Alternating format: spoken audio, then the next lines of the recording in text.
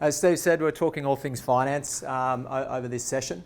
So the focus really being looking at the options you've got in the lending market and how you can navigate what has become quite a complex and shifting landscape.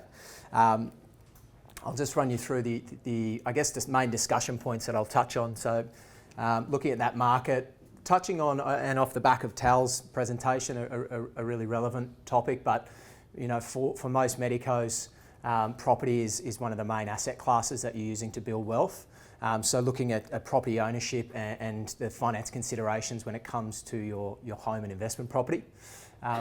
We'll then look at some of the, considerations when it comes to your private practice, so some commercial or business products and considerations for when you're looking at transitioning in or at a more, advanced level if you're expanding or looking to do some changes within your private practice, kind of what is available there as a tool to you from the finance side of things.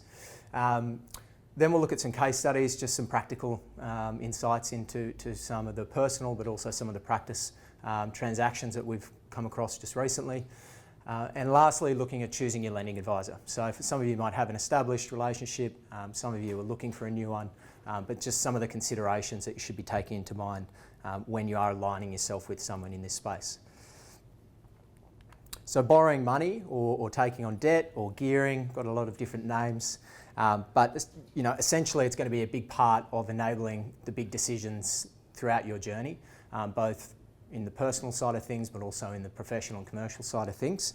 Whether you're buying your first home, investment property, establishing an investment portfolio, you'll come across these products at some part on your journey, some or all of them, some you already may have exposure to. The interplay between the lending components and also the banking is quite an important one. For many at the outset, maybe it's not as relevant, but as you start to establish new business entities, as you start to take on more debt, as you start to become more sophisticated, that money management system overlay is quite an important consideration for a lot of clients as they're looking to, create the right structure or right home for their lending and banking. What I want to look through before we dive into some of these is, for a lot of medicos, the approach to this can be quite disjointed. So I just want to have a look at a little bit of a strategy or flow chart in terms of how you should be structuring this and where your debt strategy fits into it and the other considerations around that. So first and foremost, looking at your goals. So goal setting, I'm sure you've spoken about it over the last couple of days, but it's the cornerstone of strategic thinking. So you really need to be setting your goals from the outset. These might be life event based, they might be around the value of your practice or philanthropic aims. There can be a number of different ways in which you can set your goals, but it does give you, an eye on the prize and allows you in the next part to formulate strategies or map a plan to achieving them. So the strategy flows into that. You need to be talking to your advisors at the strategy stage to have a financial plan to ensure it aligns with your overall tax strategy. So that's talking to your solicitor, your accountant, your financial planner, your lending advisor, and making sure everyone is on the same page. You can then move through, once you've mapped your goals and your strategies to achieving them, looking at selecting the suitable lenders, loan products, and loan structures from the debt perspective that's going to allow you to achieve those. Now, I've been on both sides of the fence, but as Steve was saying at the outset, I've been a banker for a few years. I was there with Investec Bank in the commercial side of the medical lending business. I was with BOQ Specialist. Now I'm operating as a finance broker, so independent to the banks. We work with a number of different lenders, have access to a number of different solutions for our clients. And we really do see the benefit in that rather than aligning yourself directly. You can get a suitable solution directly if you're working with a banker and you may have a good relationship there, but it can be prohibitive strategically as you look to grow and build your wealth. The last is an important one, as always, measure and grow. So whatever you're setting in place, make sure that you're reviewing that on a regular basis. There could be changes in the market to your circumstances, to the assets you're holding. So it's important to keep that dynamic and keep some open communication with your advisors throughout that process. So the current lending landscape. So I guess I'll just touch on, what's happened in the last 12 months. I guess it's been almost 16 months, Steve, since we got up and spoke at one of these seminars live. So there's obviously been a lot that's transpired in that time. I guess from the banking side, the report card was that lenders really did perform well during that crisis there. They were very responsive and were able to support individuals and their business customers with speed. So we found that dealing with the banks during that time for our clients was quite a good experience. There was a lot of unknowns and a lot of education that needed to happen with our clients. A lot of the focus was on capital preservation and cash flow, so looking at current picture, revising some of the short-term strategies to take more of a defensive position. A lot of the new lending was kind of wound back with the banks. Some of the lenders in the commercial side were not even taking on new clients for a few months there. So, you know, if you were looking to transact on a deal, you needed to kind of know which lenders had appetite, and it was changing on a kind of week-to-week basis, given the way that the pandemic kind of took hold. We did see borrowers in the personal side tending to lean back more towards the major banks, particularly so in the home and investment lending side of things.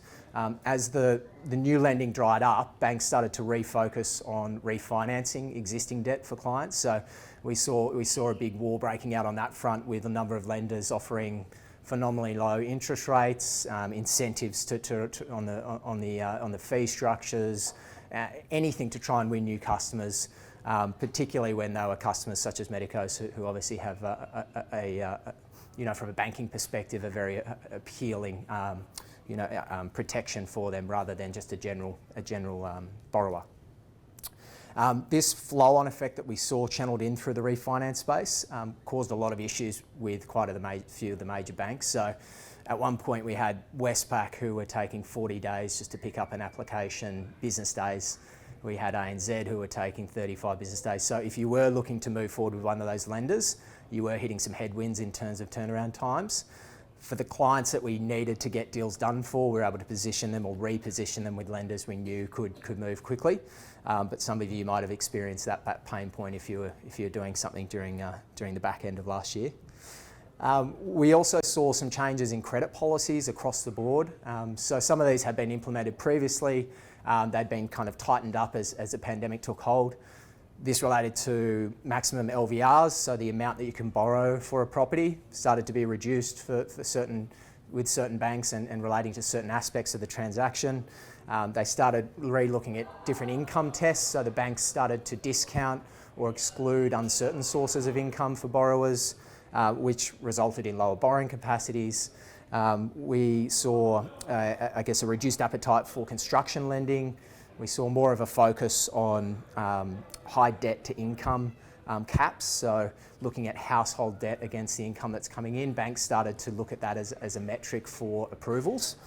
And we also saw a reduced appetite for high property value transactions. So any transactions over kind of the $3 million, $4 million mark, we started to see some banks really start to question those approvals and to need more information around it to support it.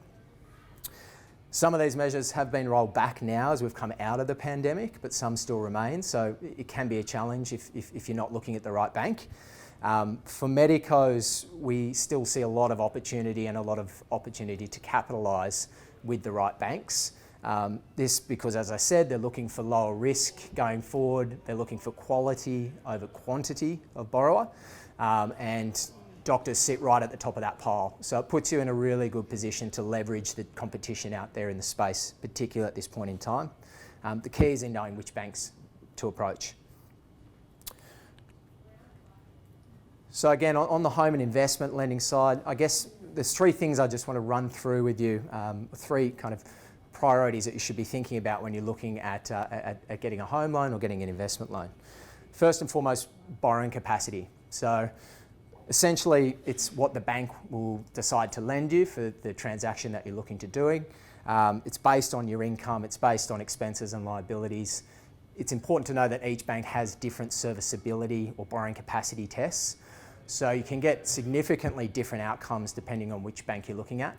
So if you are looking at new lending, make sure you're looking at an assessment across multiple lenders. Whenever we're doing our borrowing capacity assessments for new clients or new lending, we're looking at that across at least 3 banks, so you can get a gauge for how how different those capacities might look like.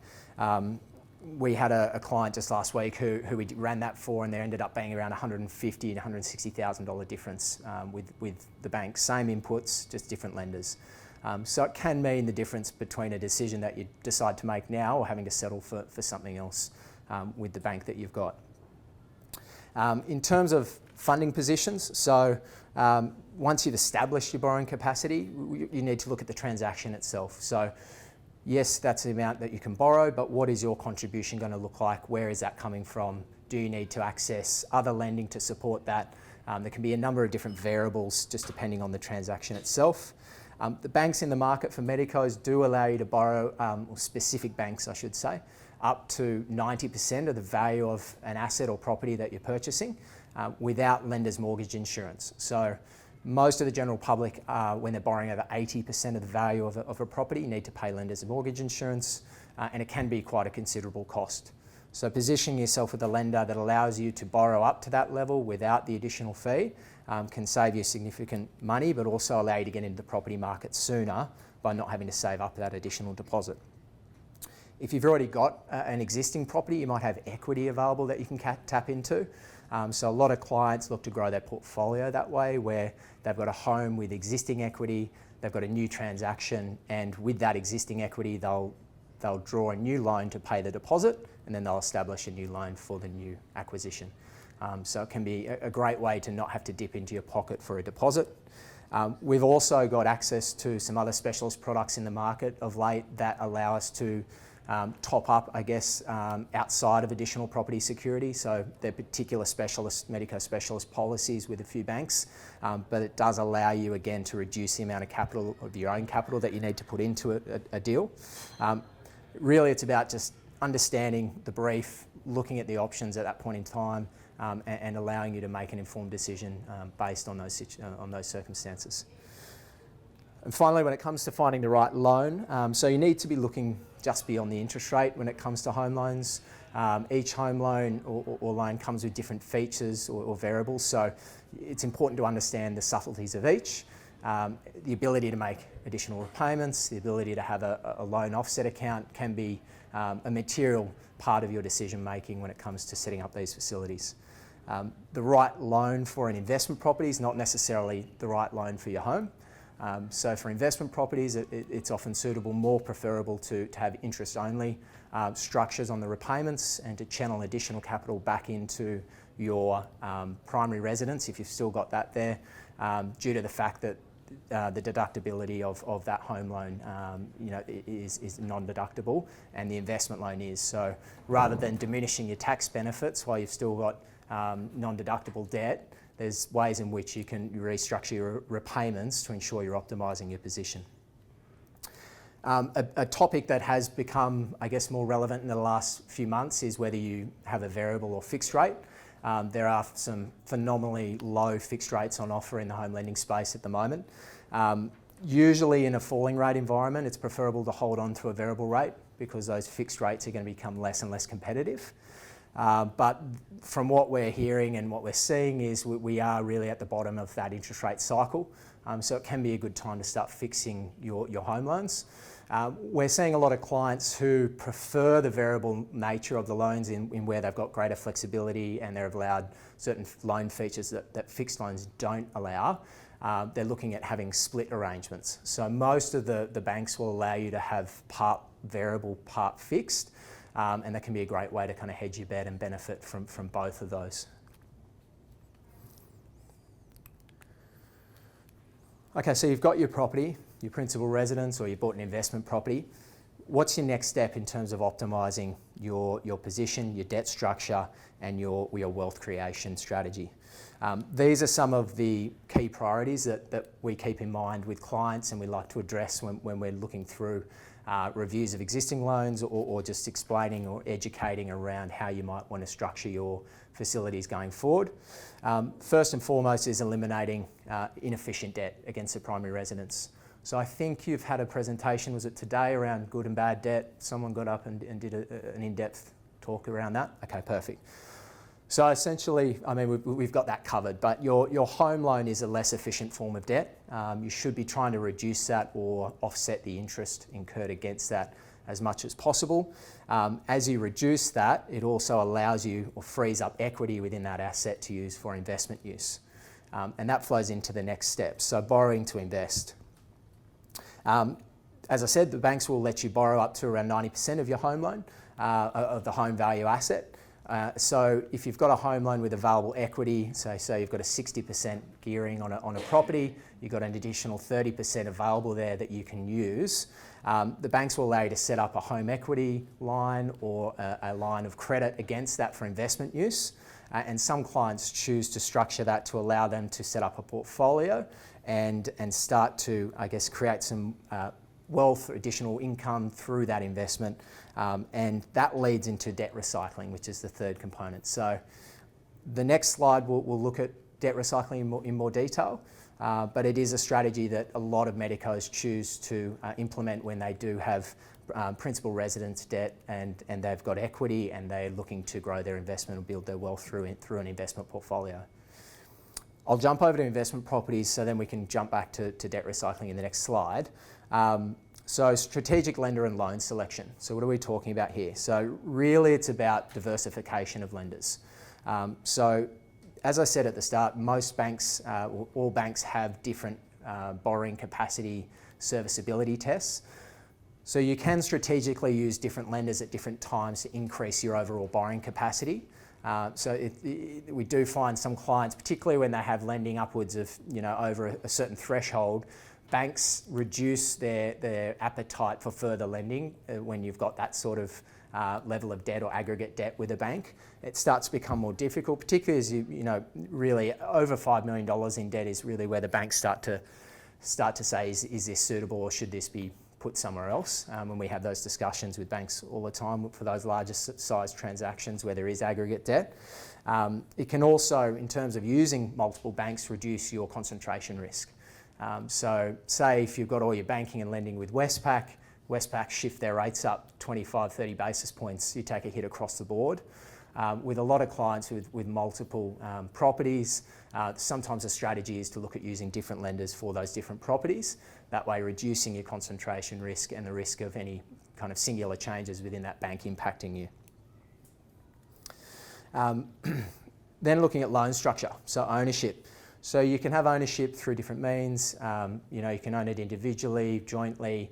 You can own it through a trust, through a non-trading company. Get advice around structure up front. It can be difficult to change retrospectively and it can be costly. So before you sign a contract, make sure you're having that discussion with your legal and accounting advisor around the best form of ownership. In terms of loan security, so one issue we see time and time again with clients when we're doing reviews of portfolios where there are multiple properties is where an existing lender has cross-secured those loans that they have with multiple properties. This puts the balance of power back in favour of the banks. There is the ability to restructure and have individual assets against individual loans. It gives you more flexibility and control going forward rather than kind of getting wrapped up in that bank bear hug. So make sure before you establish a new loan, if you do have an existing asset, make sure you know the different options in terms of how you can structure those facilities. Lastly, portfolio review, particularly with investment properties. It's vital you're doing this on a regular basis. Tal's team do a phenomenal job with a lot of our clients in terms of reviewing portfolio performance, reviewing the investment grade of that asset, reviewing that against the current market conditions to ensure you don't need to restructure, sell an asset, buy a new one. Advice around that's really important, particularly as you start to grow your portfolio. So back onto the strategy of building wealth with debt recycling. So as I said, for high income earners, for medicos, it is a popular strategy to build momentum in terms of your wealth creation. Essentially all it is replacing inefficient debt with efficient debt. There are three basic steps to this. So you've got your home equity that's available as security for a new investment loan. What you do is set up the investment loan, establish an investment portfolio. You use the income from that investment to pay down the home loan on a regular basis. And then as the equity opens up in the home asset again, what you do is you replenish or increase the investment loan, increase your investment portfolio size, and start that process on a continual basis. So this works for a lot of our clients in different ways and forms. We don't provide the advice around it necessarily. We bring the financial planner or the accountant into it. It's a little bit outside the scope in terms of us advising on it solely. So we always like to have them at the table to provide the advice around that, because there are tax implications, and if it's not implemented correctly, it can be a waste of time, and it can cause a lot of issues on the accounting side if you're starting to mix debts and you're not doing the strategy properly. But very effective if you are looking to implement something like that. Okay, lastly, on the personal lending side, before we jump into the practice considerations, refinancing. It was a big topic in the last 6 months. We had a lot of clients coming to us looking to take advantage of lower rates. There's a lot of different motivations. So, clients are looking to eliminate some other debt and consolidate that. They're looking to access equity for renovations or for a new property purchase.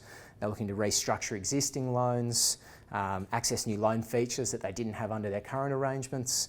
But as I said, importantly, majority of the time they've been looking to save interest costs because of the competitive interest rate environment we've got at the moment. If you are looking to refinance because of rate, make sure you're not looking at like a honeymoon rate where it only lasts for 12 months and then reverts to a higher interest rate. You want to look at the long-term savings and make sure you're not getting kind of hoodwinked on a promotion. Also, don't be attracted necessarily by lower standard variable rates that banks advertise. This is because some banks with higher standard variable rates are able to offer higher discounts for the right type of borrower.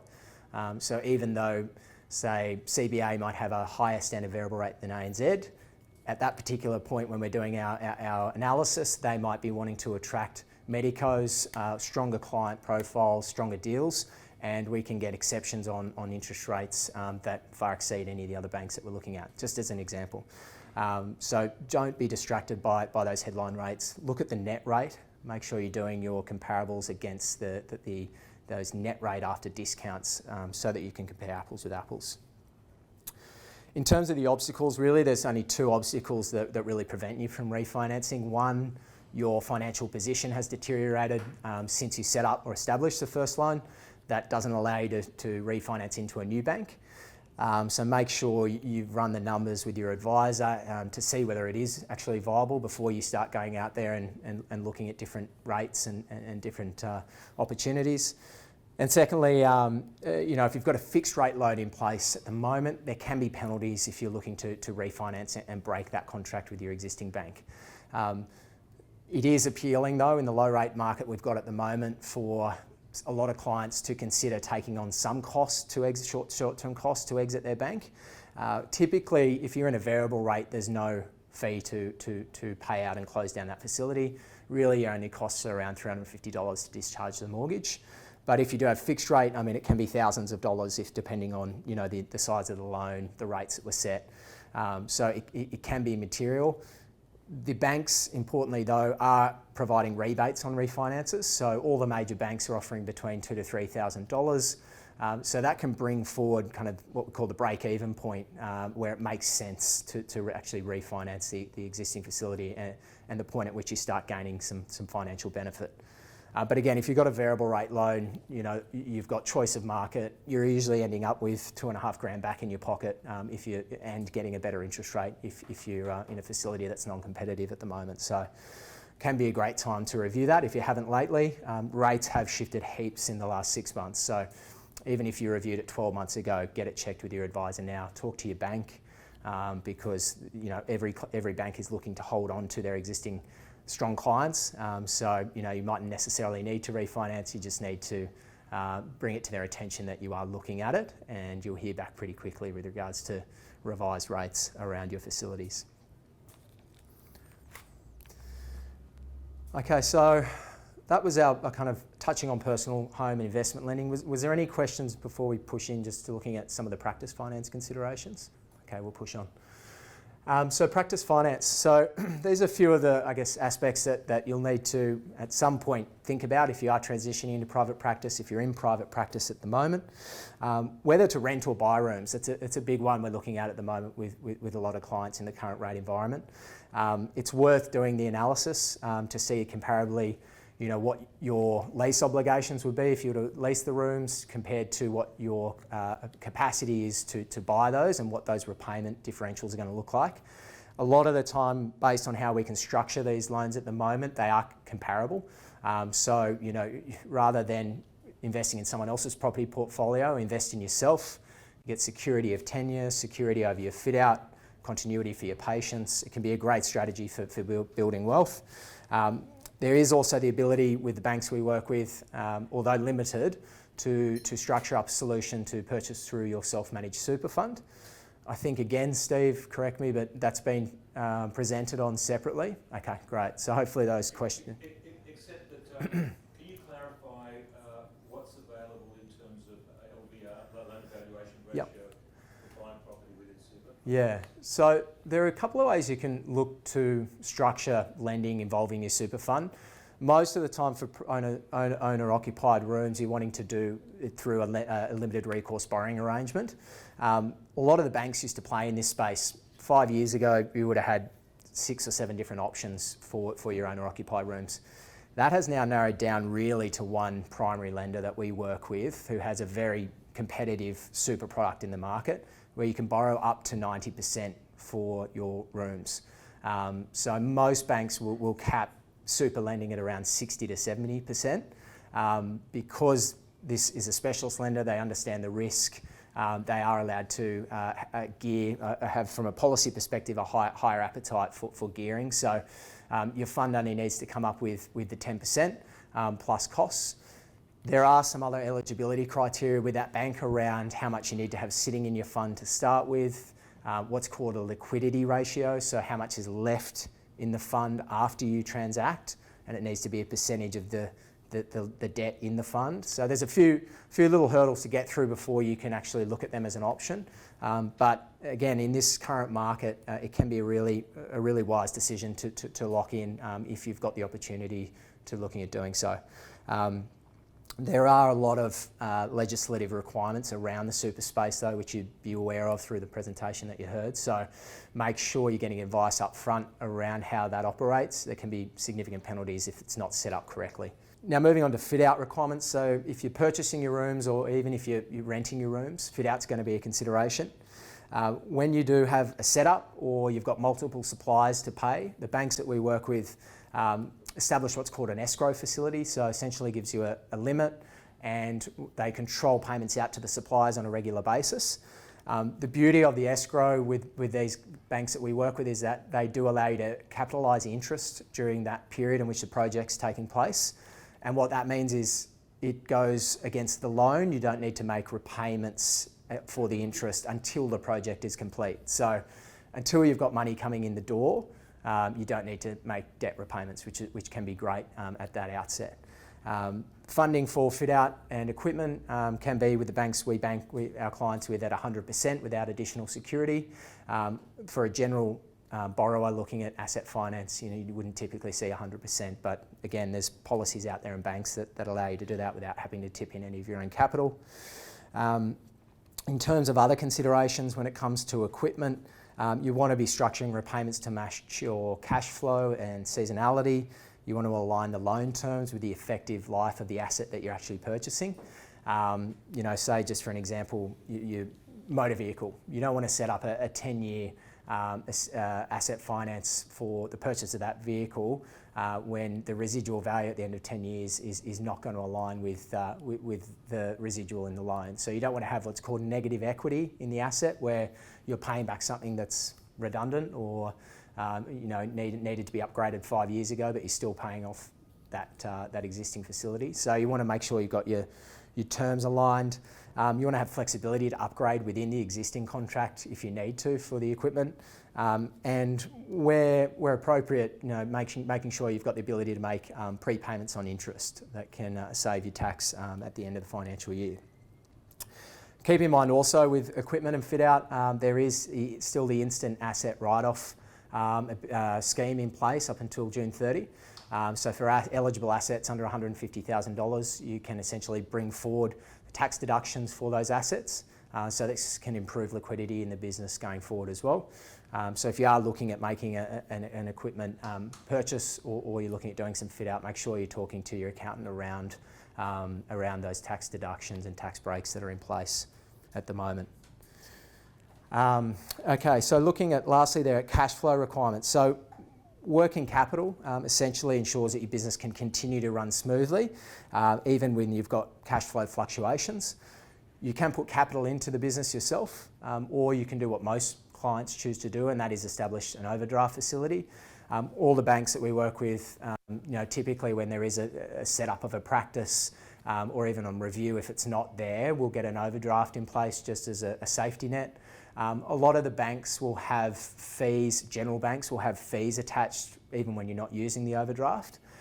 With the specialist lenders we work with, there isn't that ongoing fee unless you're using the facility. So it's good to have, particularly in this uncertain environment, some limit there available for a rainy day if you do have expenses come in, if you do have some time off, so you can manage those repayments as they fall due.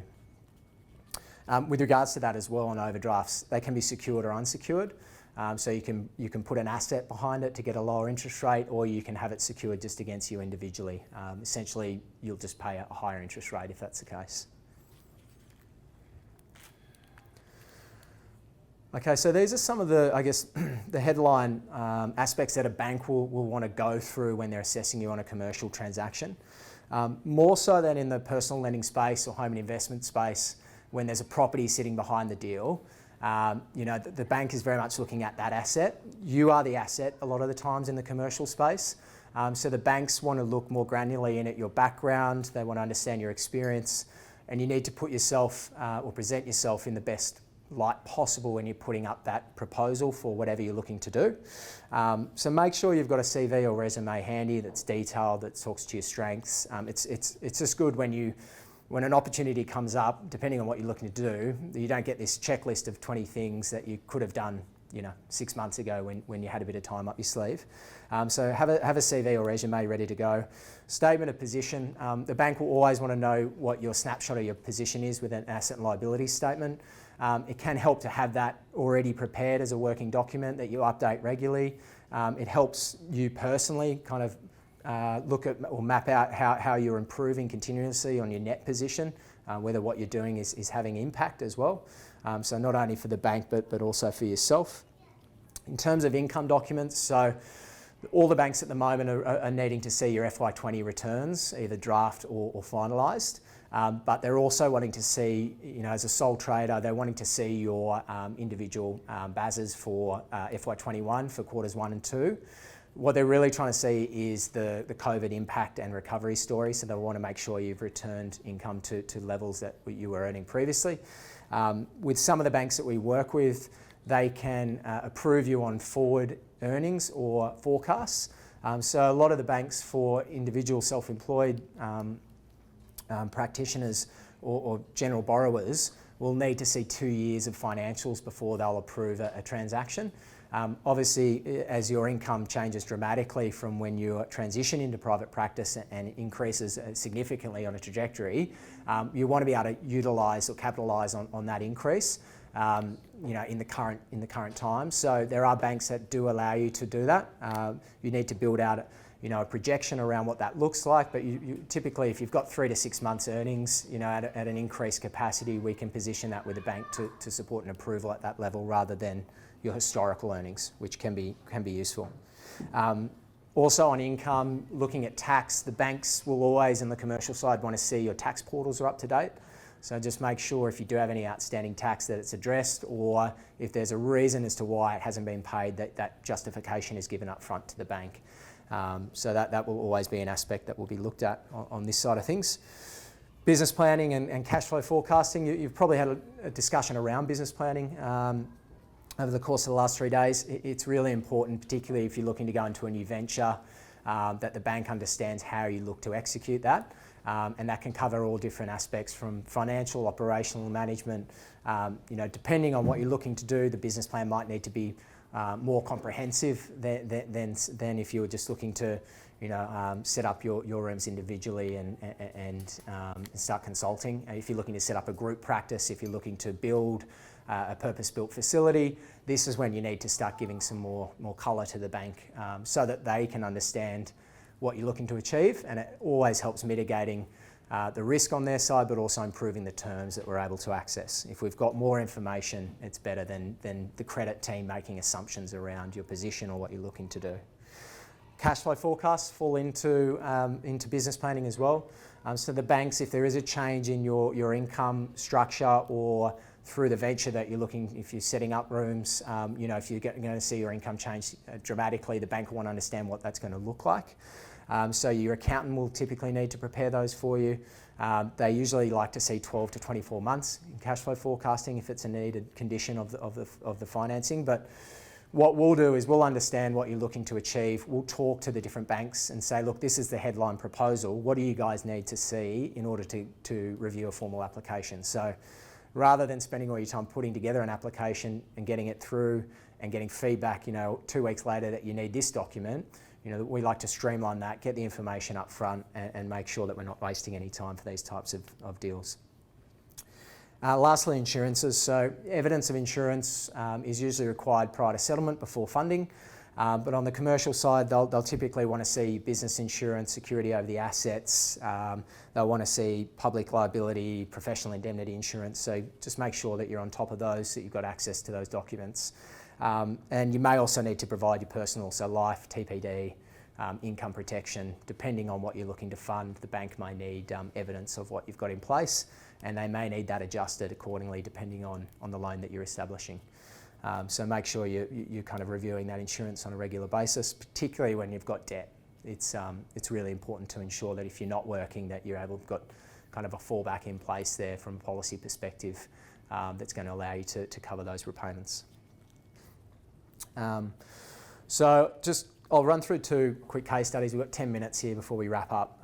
This was just a personal transaction for an owner-occupied property. We had two specialists, husband and wife. They had some savings. Their assets position was pretty limited because they'd had obviously years of training and additional training that have resulted in them not being able to kind of be in a position maybe where one of their peers may have been outside of this sort of space. But they did have some capital there that they had available to put into a property transaction. Their preference was to hold on to that. They were looking at having a child in the next year or two, so they wanted to make sure that they had some cash reserves there, they had some fallback if they needed it. They came to us at the 11th hour because the property came up for auction the next week. So often getting these phone calls, particularly in this market, where people are sitting on the sidelines and then go, you know what, that property's perfect, we need to get a pre-approval in place, and then the auction's 7 days away. So it's really challenging to fast track a lot of the time. These sort of personal lending, commercial's a lot easier to fast track because we deal with smaller lenders and specialist divisions of the banks that allow us to do that. But generic home lending is really hard to fast track beyond what their standard turnaround times are. As I said, a lot of the major banks were sitting at 30 to 40 business days. That's improved now. Most of the banks now are back down to 10 to 12 business days. Macquarie's probably the best. They're sitting at about 2 to 3 business days. Even a day, they're touching the transaction. So they're pretty impressive at the moment. Major banks are playing a bit of catch up there. So that was the brief. We had to get an approval in place for them that was suitable for what they were looking for. The income assessment was a challenge. We had limited historical income, so we needed to look at a lender who had exceptions and specific medico policies around income. Again, we needed a bank that would allow us to borrow more for the particular purchase and the clients put in less deposit into the transaction. And we needed a waiver of lender's mortgage insurance, so we had to go to a bank that had that for medicos. In this instance, we did look at a couple of lenders and sought funded solutions through a couple of lenders to meet the needs for this. So what we ended up doing was getting a 90% loan with a specialist Medico bank that was able to accept their income. We got the waiver, but for the 10% and costs, we actually went to a secondary lender and accessed a specialist, what's called their specialist cash flow product. And that allowed us to draw down the 10% costs plus costs for the transaction. They don't actually need to put any funds into the transaction itself.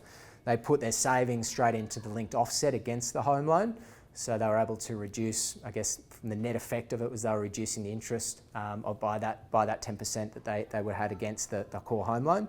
And the turnaround time was tough, but we were able to push it through to get a pre-approval in place because it was with a Medico specialist lender. If it was with the CBA or a Westpac, we would have been very hard pressed. Pre-approvals don't have much weight for banks. They're not interested unless you've got a signed contract, then you can move things forward. But just given the sheer volume going through banks at the moment, pretty difficult to get pre-approvals through quickly. So if you're thinking about entering the property market, make sure you get a pre-approval straight away. They last for 90 days. You can roll them over to extend them again. The last thing you want is this kind of situation and you miss out on an opportunity at auction or you go into an auction and take the gamble that you haven't got the approval. It's not a comfortable feeling to be bidding, not necessarily bidding at auction without an approval sitting behind you. So just make sure you plan ahead for that. So look, the clients were really happy with this. They got the outcome that they were after. They did hit in some walls with initial banks that they were talking to. So we were able to kind of reposition it, take them to banks that we had relationships with, fast track it and get the outcome, which was great. Case study 2 looked at, so what we had here was 2 specialists setting up an associateship. They wanted to purchase a residential property and then convert it to their owner-occupied principal rooms. So there was a construction fit-out component required within that. They needed a conditional approval, not just for the purchase, but they wanted it for all the subsequent funding that they would need in terms of the knockdown, rebuild, fit-out. They wanted some comfort before they bid at auction or put their offer in that they were going to get support for the full requirement needed. So it was a multi-layered proposal. There was a lot of moving parts. The clients actually had their SMS involved within the transaction as well. So they were purchasing through a unit trust and the self-managed super funds were owning the units within that unit trust. So there was more complex structures around the actual ownership of the asset itself. So we needed a bank that could wrap their head around that and have policy to support that. And again, specialist lending products needed. So they wanted 100% funding for the fit out. They wanted 100% funding for their owner-occupied rooms. So we needed to go to banks that had policies that supported that.